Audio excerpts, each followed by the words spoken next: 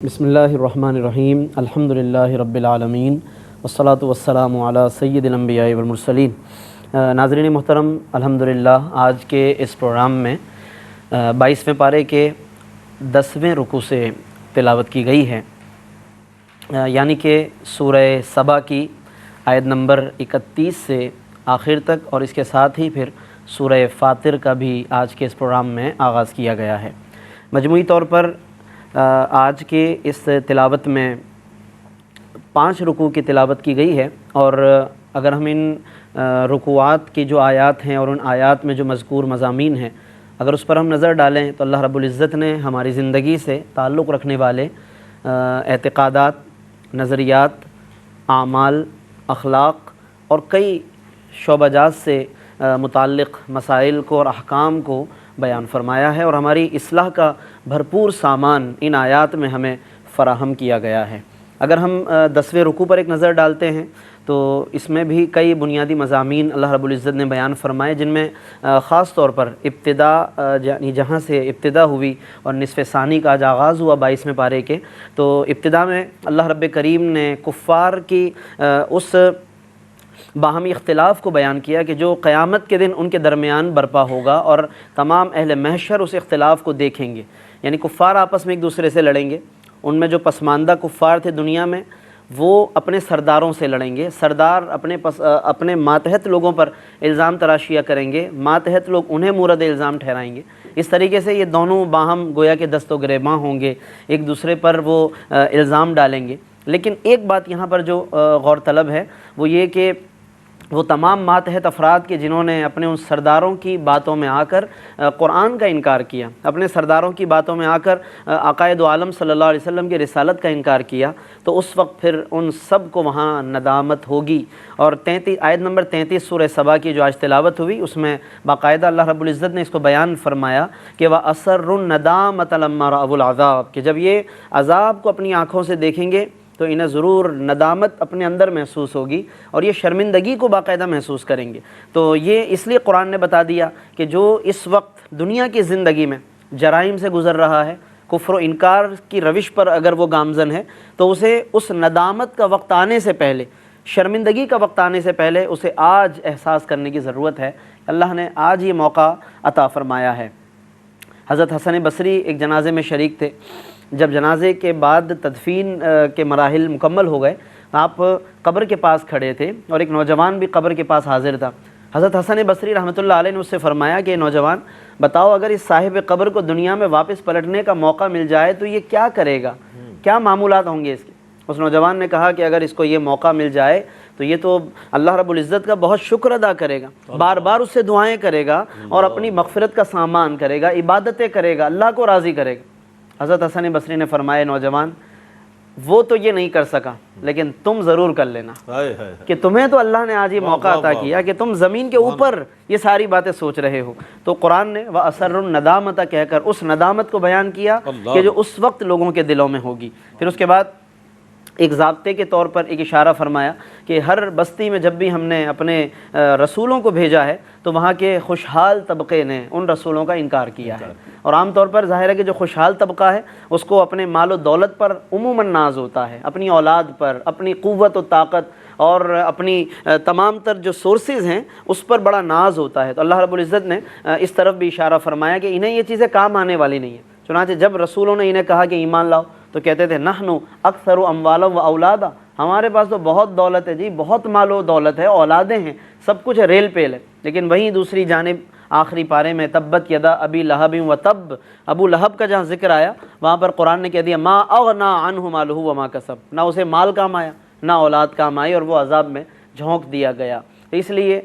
چاہے خوشحالی ہو چاہے تنگی ہو، حق کی پیروی اور طبیعت میں تواضع اور انکساری اور حق کے آگے جھکنے کی کیفیت یہ ہمیشہ ضروری ہے۔ پھر 11ویں رکوع پر جب ہم نظر ڈالتے ہیں تو اس میں بھی اللہ رب العزت نے کئی مضامین بیان فرمائے، اور ایک بنیادی بات جس پر یوں سمجھ لیں کہ 10ویں رکوع کا اختتام ہے، 11ویں میں اسی کی ایک حقیقت بیان کی کہ مال و دولت کام تو نہیں آنے والے، مگر یہی چیزیں اگر کام آئیں گی تو فرمایا اہل ایمان کو کام آئیں گی۔ اہل ایمان نے اگر اپنا مال جنہوں نے اچھے کاموں میں خرچ کیا انہیں ان کا وہ خرچ کرنا کام آئے گا، جنہوں نے اپنی اولاد کو اچھا بنا دیا وہ اولادیں بھی کام آئیں گی۔ فرمایا وما اموالکم ولا اولادکم باللتی تقربکم عندنا زلفا، یہ قرب نہیں دے سکتے تمہیں، دولتیں اولادیں یہ اللہ کے قریب نہیں کر سکتی، مگر کس کو قریب کر سکتی ہیں؟ الا من آمن، جو ایمان لایا، وعمل صالحا، اور نیک اعمال کیے، تو اسے پھر اس کی یہ تمام ایکٹیویٹی، تمام محنتیں اسے کام آئیں گی۔ پھر اس کے ساتھ ہی اللہ رب العزت نے انفاق فی سبیل اللہ کی برکتیں بھی بیان کی، وما انفقتم من شیء،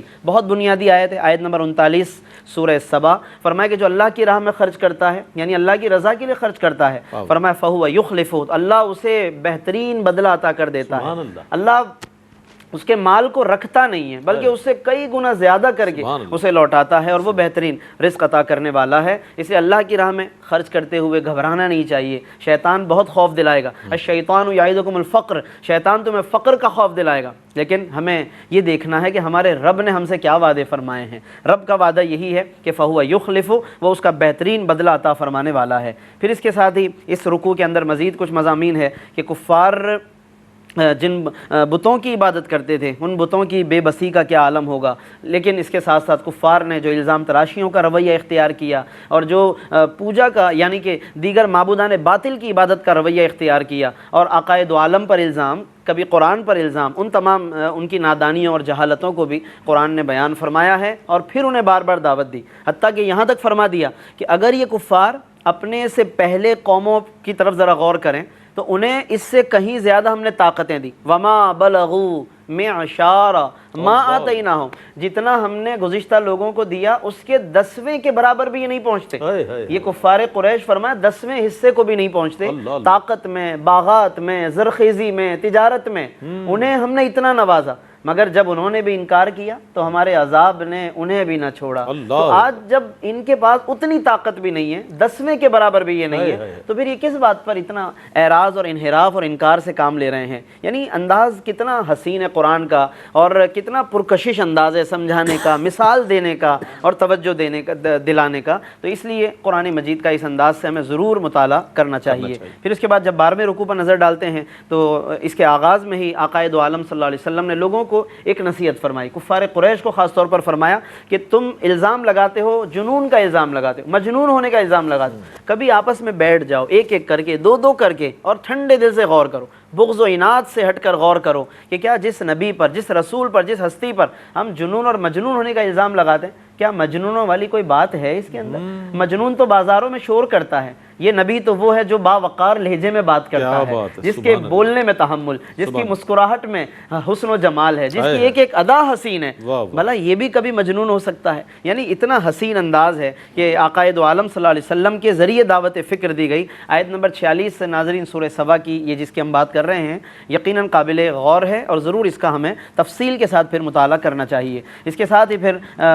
تبلیغ دین پر جو حضور علیہ السلام نے اجرت سے کنارہ کشی فرمائی، اللہ پر بھروسہ کیا، اس کی طرف بھی توجہ دلائی، کیونکہ کفار کو کہیں سے بھی کوئی اعتراض کا موقع نہ ملے۔ پھر حق آنے اور باطل کے زوال کی طرف اشارہ فرمایا گیا، حضور علیہ السلام کا حق اور ہدایت پر ہونے کو بیان فرمایا گیا، اور پھر اس سب کے ساتھ قیامت کے دن کفار کی حالت کیا ہوگی، اور وہاں وہ تمام تکلیفوں کے بعد جب ایمان لانے کا اعلان کریں گے تو پھر بتا دیا گیا کہ انہیں کوئی فائدہ نہیں ہوگا۔ وَلَوْ تَرَىٰ إِذْ فَزِعُوا فَلَا فَوْتَ، کہ جب کاش کہ تم دیکھو وہ منظر کہ جب وہ خوف زدہ ہوں گے، لیکن اس وقت پھر کچھ نہیں ہوگا۔ وَأُخِذُوا مِن مَّكَانٍ قَرِيبٍ، اور بہت قریب سے انہیں پکڑ لیا جائے گا، یعنی فرشتے ہر طرف جیسے معلوم ہوتا ہے قریب ہوں گے، بآسانی انہیں پکڑ لیں گے۔ وَقَالُوا آمَنَّا بِهِ، کہیں گے کہ ہم ایمان لائے، لیکن فرمایا وَأَنَّىٰ لَهُمُ التَّنَاوُشُ مِن مَّكَانٍ بَعِيدٍ، اب وہ دور سے بھی انہیں ایمان کیسے مل سکتا ہے؟ وہ صحبت رسول کے لمحات اب گئے تمہارے ہاتھ سے، بہت وقت دیا تمہیں، بہت موقع ملا تمہیں، آقائے دو عالم تمہارے قریب ہوتے تھے، تم چاہتے تو بیٹھ سکتے تھے، تم نے اپنی آنکھوں سے دیکھا ابو بکر کو ان کے پاس بیٹھے ہوئے، عمر فاروق کو ان کے قدموں میں، عثمان و علی کو ان کے قدموں میں، لیکن تم نے ان کی صحبت کو اختیار نہ کیا۔ تو فرمایا کہ قیامت کے دن اب یہ کفار کہیں گے جی ہم ایمان لائے، فرمایا کہ مِن مَّكَانٍ بَعِيدٍ، اب وہ ساری باتیں بہت دور چلی گئیں، ان کی آرزویں پوری نہیں ہو پائیں گی۔ اس کے ساتھ ہی پھر سورہ فاطر کی بھی تلاوت کی گئی آج، جس میں کل 45 آیتیں ہیں، مکی صورت ہے اور 5 رکوع ہیں، جس میں سے دو رکوع کی آج تلاوت کی گئی، یعنی کہ 13ویں رکوع کی اور 14ویں رکوع کی، جس میں آغاز میں اللہ نے اپنی حمد بیان فرمائی، فاطر السماوات والارض، وہ آسمان اور زمینوں کو تخلیق فرمانے والا ہے۔ فاطر اور خالق، پیدا کرنے کے لیے عربی میں خالق بھی کہتے ہیں، فاطر بھی کہتے ہیں، لیکن حضرت ابن عباس فرماتے ہیں کہ میں اس لفظ میں غور کرتا رہا کہ فاطر اور خالق میں فرق کیا ہے۔ کہتے ہیں کہ ایک دیہاتی سے اس کے معنی کی حقیقت کو میں نے پایا ہے، ایک دیہاتی کہ جس کی اپنی خالص عربی زبان تھی، جس کی فصاحت و بلاغت بھی عروج پر تھی، وہ جب دو دیہاتی آپس میں ایک کنویں کے مسئلے پہ جھگڑتے ہوئے آئے کہ یہ میں اس کا مالک ہوں، وہ کہتا ہے میں مالک ہوں، تو اس میں ایک نے کہا کہ انی فطرتھا، کہ پہلے میں نے اس کنویں کو کھودا ہے۔ ابن عباس کہتے ہیں اس کی اس لغت سے میں سمجھ گیا کہ فاطر کے اندر جو تخلیق کا معنی ہے اس میں ساتھ ساتھ پہل کرنے کا معنی بھی ہے۔ اللہ آسمان و زمین کو گویا اس انداز سے پیدا کرنے والا کہ جس سے پہلے کوئی اس کا ماڈل نہیں، کوئی پہلے مثال نہیں، بلا مثال اللہ نے اس کو سب سے پہلے تخلیق فرمایا، اور یہ اللہ کی صنائی اور اس کی خلاقی ہے کہ جس میں وہ رب یقیناً قابل تعریف ہے۔ پھر فرشتوں کے کچھ اوصاف ہے، جاعل الملائکۃ رسلا اولی اجنحۃ مثنی، ان کے پروں کا ذکر، یعنی کہ ان کے مختلف ایکٹیویٹیز کا ذکر ہے، انبیاء کے پاس آنے کا ذکر ہے۔ اس کے ساتھ ایک بہت اہم جو قابل توجہ کہ جس میں ہمارے رزق کے حوالے سے اللہ پر توکل ہمیں سکھایا۔ آیت نمبر 2 سورہ فاطر، فرمایا ما یفتح اللہ للناس من رحمہ، اللہ جس پر اپنی رحمت کا دروازہ کھول دے کوئی اس دروازے کو بند نہیں کر سکتا، اور اللہ جس پر بند کر دے کوئی اس دروازے کو کھول نہیں سکتا۔ تو اللہ ہی کی طرف رجوع کرنا، اللہ پر بھروسہ کرنا، اللہ پر اعتماد، یہ ہر صاحب ایمان اور شخص کے لیے ضروری ہے۔ تو یہ اسی سے پھر اللہ تعالیٰ برکتیں نازل فرماتا ہے، اور اس کے ساتھ ہی پھر عقائد عالم صلی اللہ علیہ وسلم کے قلب پاک کو تسلی دی گئی، اے محبوب اگر یہ لوگ آپ کو جھٹلاتے ہیں، لوگ آپ کا انکار کرتے ہیں، آپ اس پر مایوس نہ ہو، اپنا کام جاری رکھیں۔ آپ سے پہلے بھی رسول آئے اور انہیں جھٹلایا گیا، یہ تسلی کا سامان بھی ناظرین جگہ جگہ قرآن کریم فرماتا ہے۔ اللہ رب العزت اپنے حبیب کو تسلی عطا فرماتا ہے، اور پھر شیطان کے حوالے سے خاص طور پر فرما دیا ان الشیطان لکم عدو، شیطان تمہارا دشمن ہے۔ اچھا، یہ آیت اس طرح کی تو بار بار آتی ہے قرآن میں، شیطان دشمن ہے، لیکن یہاں انفرادیت یہ ہے، فرمایا فاتخذوہ عدوا، اسے دشمن سمجھا بھی کرو۔ اور یہ بہت اہم مضمون ہے کہ شیطان کا دشمن ہونا تو سب مانتے ہیں، لیکن دشمن کے طور پر اسے اگر ہم اس کے ساتھ ویسا ہم معاملہ کریں کہ جیسا دشمن کے ساتھ کرنا چاہیے، تو تب جا کر کے پھر انسان اپنی اصلاح کر سکتا ہے۔ تو یہ بہت اہم مضمون ہے، فاتخذوہ عدوا، کہ اس کے ساتھ پھر ویسے ہی چلو جیسے ایک دشمن کے معاملے میں آدمی حساس اور محتاط رہتا ہے۔ اور پھر اس کے ساتھ ہی قرآن نے وعدہ بھی بیان کیا جنت کا اہل جنت کے لیے، وعید بیان کی اہل وعید اور اہل نار کے لیے۔ یہ بھی جگہ جگہ آیتیں آتی ہیں تاکہ جب جنت کی آیتوں سے گزریں اللہ سے سوال کیا کریں، اور نار کی مضمون کی آیتوں سے گزریں اللہ سے پناہ طلب کرتے رہنی چاہیے۔ تلاوت کے آداب میں سے یہی ہے کہ ہم اس کے مضمون کے مطابق غور و فکر کے ساتھ پڑھیں تاکہ اور زیادہ ہماری روح اور طبیعت پر اس کے اثرات ہوں۔ اور پھر 14ویں رکوع کی بھی تلاوت کی گئی۔ اس کا بس اگر مختصراً میں ذکر کروں تو ابتداءً فرما دیا کہ برے عمل کو بعض اوقات آدمی کے لیے مزین کر دیا جاتا ہے، شیطان برے عمل کو اچھا بنا کر پیش کرتا ہے۔ یہ بھی گمراہی کے اسباب میں سے ایک سبب ہے کہ آدمی برائی کو اچھا سمجھے اور اس پر دلائل دینے لگ جاتا ہے۔ اور پھر اس کے ساتھ ہی پھر تسلی کے کچھ سامان فرمایا گیا، اور اس کے بعد بادلوں سے بارش، بارش سے زمین کی زندگی، پھر اس سے باس بادل موت کی طرف اشارہ کیا۔ جب ہم زمین کو زندہ کرنے پر قادر، بنجر زمین کو بارش برسا کر دوبارہ زندگی بخش سکتے ہیں، تو انسانوں کو قیامت کے دن دوبارہ ہم کیوں نہیں اٹھا سکتے؟ یہ بھی گویا کہ مضمون ہے۔ پھر کلمات طیبات اور اعمال صالحہ کا مقام، فرمایا کہ آیت نمبر 10 سورہ فاطر، الیہ یصعد الکلم الطیب والعمل الصالح یرفعہ، پاکیزہ کلمات اللہ ہی کی طرف جاتے ہیں اور عمل صالح کو اللہ بہت بلند کرتا ہے۔ علماء نے فرمایا کہ اس سے مقبولیت مراد ہے، اعمال صالحہ کو اللہ تعالیٰ قبول فرماتا ہے۔ پھر دریا اور سمندر کا ذکر کیا کہ ایک کا پانی میٹھا، ایک کا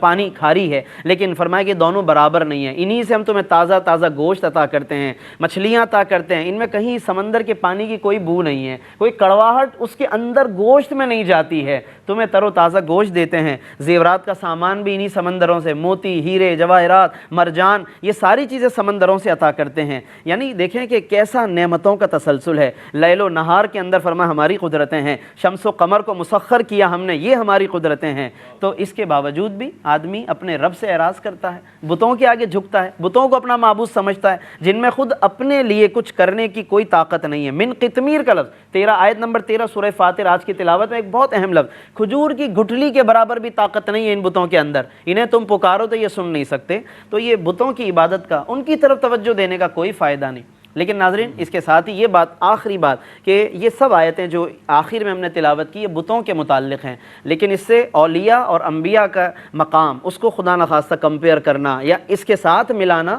یہ جائز نہیں ہے۔ انبیاء اور اولیاء کو اللہ نے طاقتیں عطا فرمائی، انہیں شفاعت کرنے والا بنایا، ان کی سیرت پر چلنے اور ان کا قرب اختیار کرنے کی طرف ہمیں توجہ دلائی گئی ہے، اس لیے ان دونوں مضامین کو الگ الگ انداز سے ہمیں سمجھنا چاہیے۔ اللہ رب العزت ہمیں قرآن کریم کے ان مضامین پر غور کرنے اور اس پر عمل کرنے کی ہمیں توفیق عطا فرمائے۔ وآخر دعوانا ان الحمد للہ رب العالمین۔